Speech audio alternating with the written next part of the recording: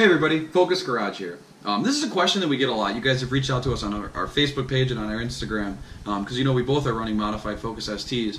What do we monitor on our access ports? This is a lot of things where we see people wasting spots because depending on how you set up this access port, you can have basically six different pieces of information to monitor on the vehicle. So I'm going to let Andre take the start here because his car's more modified. He's got the big turbo. And I'm going to ask you spot by spot, what do you monitor on your car and why do you monitor it? Alright, so I want to start with, I monitor the boost pressure so I know how much boost I'm running.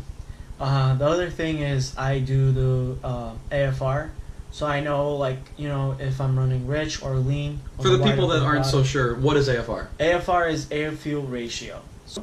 And when you're driving regularly, you should have 14.7 to 15 AFR.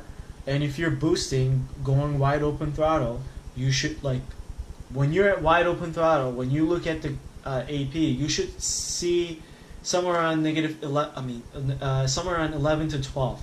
Yeah. So that's where the safe spot is. Maybe you can see a little bit creeping towards the 12.5, depending on, you know, your setup. So anything greater than 12 is going to be that your car is running lean. Yeah. And if you see anything in the 10s or lower, like in the 9s, your car's running way too rich. Yeah. The lower that number is, that's the more gas that it's using.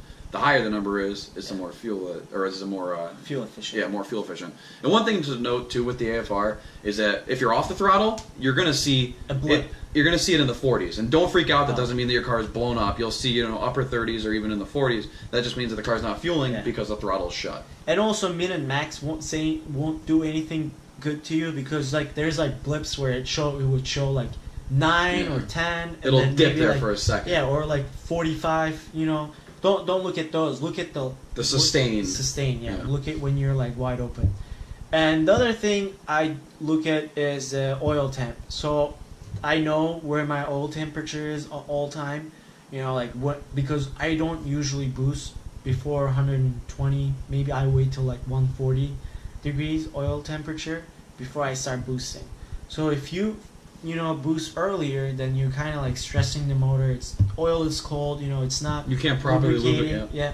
So it's not good for your car. So other thing, two things that I put in there as well is the ignition correction for cylinder 1 and ignition correction for cylinder 4. Why those two cylinders? So these are the most famous. I mean, every single one of them pops, but 1 and 4 is the most common one that pops because they're so far away, and then that when the heat is it just the way it's dissipated. Yeah, it's just he holds up more heat. So I like the worst would be if you're constantly getting negative corrections. Like it would be like more than -3. Like you're pushing the gas in and you're just getting -3. And it's holding it. So that's bad. So, and then the other thing with this, same as AFR, is don't look at the max and min. Always look at when you should do a log. Like, you know, you can do a log. We can talk about it later, how to data log and like look at feed dynos and whatnot. But when you're logging it, that's when you should look at the ignition corrections. As you're boosting and seeing what's happening. Yeah. Kind of ignition correction explained, just like a brief overview of what that is that the timing that your car is adding. A positive number means that the car is liking the tune, it's liking the gas, so it's adding timing. A negative number means that the car is pulling back timing because it senses knock, it senses poor fuel quality, or it just senses it's running too rich or too lean. Yeah. You'll typically see these numbers range anywhere from as high as, +4 to as low as -4 on a conservative tune. You can see outside of that depending on how aggressive your tune is. But like Andre's saying, if you're, occasionally see like -2 and it happens like for a second, it's not a big deal. But if you're always on the throttle and you're seeing like a sustained -3, -4, you've got something going on. We always recommend start checking that your spark plug gap or your fuel quality as an issue. So because there's something is going on there that your car. If you can keep replicating that negative ignition correction, you've got some kind of problem. And the last slot that I use this is like a bonus. It changes from winter to summer. So during the summertime, I check the charge air temp. So I see where how well my intercooler is working. If it's crazy high, I don't continue boosting. I just let it cool down, and then get on it. And during the winter time, I either put the another ignition correction up there. Watch one of the other cylinders. Yeah. And or like the coolant temps, but that changes. So what do you run? All right, so one thing I want to say before I kind of get into talk about what I monitor on my car is how important of a piece of equipment that Accessport is. Like, this data that you watch on this Accessport can literally save your car. Yeah. Just knowing what your engine's doing and how it's behaving is one thing, but actually understanding this data that you're getting from this Accessport is another thing. I mean, I can give you an example. I don't want to cut into you. Yeah, no worries. I do it to you all the time.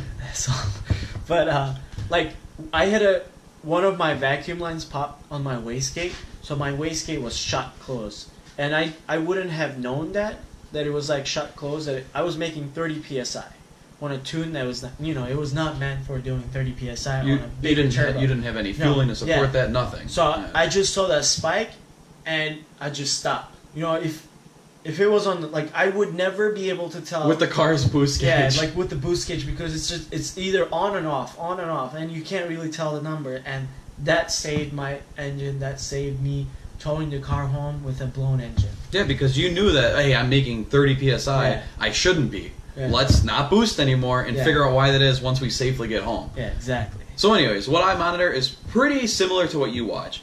I watch boost pressure to know, obviously, what kind of range my car is boosting. And, if I'm down on boost, I'm obviously going to sense that there's something wrong. There may be a boost leak, vacuum line, something like that. So I do monitor my boost pressure to see that my boost is what my tune is calling for, kind of in that range there.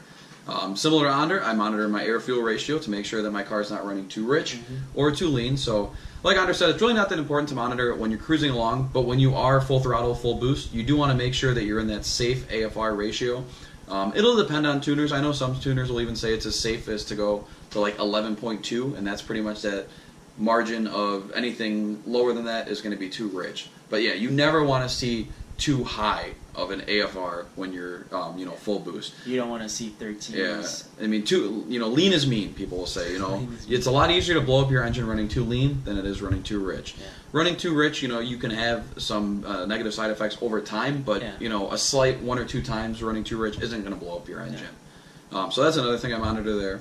I also monitor oil temperature for the exact same reason. Same thing as Ander, I'll try not to, get into boost with my car until the oil is 120 degrees.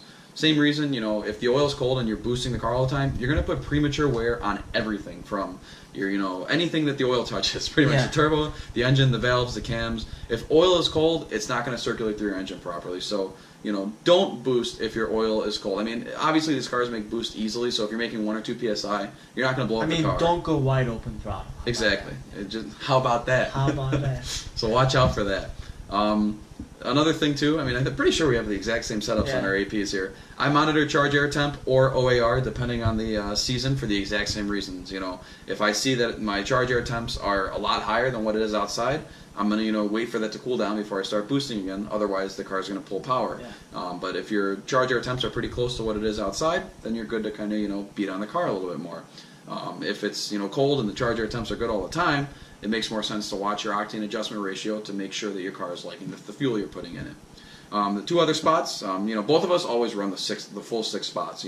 We like to see everything that we can just so we have a snapshot. It's a little small, but it's worth it. There's so much information that you can monitor with this that it's crazy, and I feel like even 6 is not enough there. Yeah, I know. I'd love to have more if I possibly could. But yeah, in the other 2 spots, I run the same thing. I run ignition correction on cylinder 1 and cylinder 4, just because those are the most likely cylinders to pop. So if I'm getting a lot of negative corrections in those cylinders, I want to obviously not be beating on the car, and I want to investigate as to what's going on there. Now, with all of this being said, I do want to point out and poke fun at a couple people here, because I've seen some people monitor the most pointless stuff on your Accessport. You can monitor what gear you're in. I've seen people do that. My friend... RPM. Yeah, I've seen somebody monitor RPMs on your Accessport, because obviously the gauge in your car isn't good enough for that.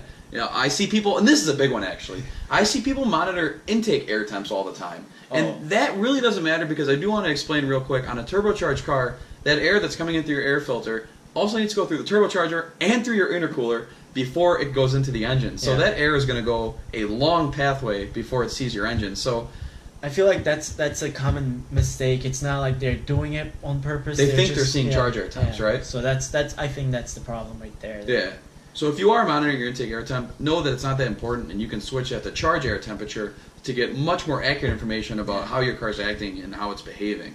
But off the top of our head, that's the first couple things I can think of. So in the comments below, let us know if you have an Accessport in your car. What do you monitor? And if you do have any questions about what we were explaining, if you want us to go into more detail, definitely let us know. I like to think that we both know this information pretty well, and if somebody wants, I'm happy to help you guys. Like whoever needs help, like you can message us, and we're pretty good at messaging back, commenting back. Yeah, we try to respond to everything that we possibly can. So I know this can be a lot to kind of swallow and understand at first, but it's really not that intimidating. And neither of us tune vehicles at this time yet, but neither of us tune vehicles, and this is all information that we've learned through research and through trial and error ourselves. So we're not experts anyway. We just know probably we know the surface of the stuff. We don't know the in depth, but there's a lot of really smart people. Like you could contact Stratify. They have really good articles out there. Like you don't even have to contact them. You can just search. They've got a blog where they talk about understanding low-speed pre-ignition, the LSPI I was talking about. They talk about the Accessport, what you should monitor. They talk about data logging. All this information that we know, we learn it from there. Exactly, yeah. A lot of what we talk about here is pretty much verbatim what you're going to be reading on their website there with that stuff. So, don't be afraid to read. I know it's hard to read. Everyone wants to watch videos these days, but the information's out there if you want to check it out. With that being said, I don't think I have anything else to add to this. How about you? No, I'm good. All right, so that's going to wrap it up for this one. I will catch you guys in the next one. Yeah, make sure to comment, subscribe, and share this video. Kudos to all.